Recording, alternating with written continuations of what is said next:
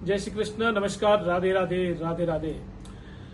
સંવત 2081 શ્રાવણ સુદ પૂનમ શનિવાર એટલે કે રક્ષાબંધન.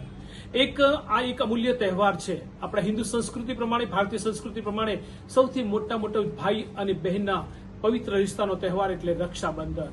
ઘણા વર્ષોથી રક્ષાબંધનના દિવસે ભદ્રા હોય છે, એટલે કે વિષ્ટી, અને ભદ્રામાં બહેન ભાઈને હાથમાં રક્ષા બાંધવી નહીં એવો એક શાસ્ત્રોનો મત છે.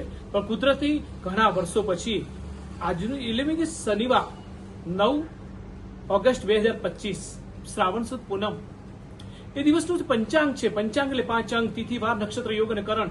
5 અંક ઉત્તમ, અને આવા પંચાંગના ઉત્તમ યોગમાં બહેન, કારણ કે આ વખતે ઘણા વર્ષો પછી એવું થયું છે કે શ્રવણ નક્ષત્ર છે અને સૌભાગ્ય યોગ છે.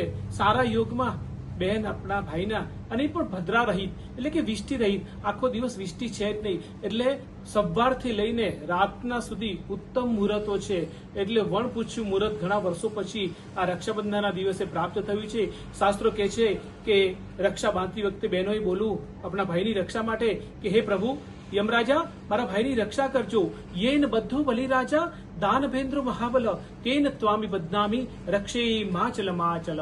તો આ બહેન ભાઈને પવિત્ર, અને રક્ષાબંધનમાં શાસ્ત્રોમાં તો કીધું છે કે અત્યારે જે બજારમાં રક્ષા મળે છે એ તો એક ધંધો થઈ ગયો છે, પણ ખરેખર સાચા અર્થમાં એક નાની પોટલી બનાવીને, રક્ષા પોટલી બનાવીને એની અંદર ચોખા દુર્વા એ મૂકીને અને સાચા દિલથી ભાઈના હૃદયના, ભાઈના કાંડા ઉપર તમે રક્ષા બાંધો તે ભાઈની રક્ષા થાય છે. અને ભાઈ વચન આપે છે કે બહેન આજીવન હું તારી રક્ષા કરીશ. તો પુનઃ આપ સબને આ રક્ષાબંધનના પવિત્ર તહેવારની હાર્દિક હાર્દિક મંગલ શુભકામના.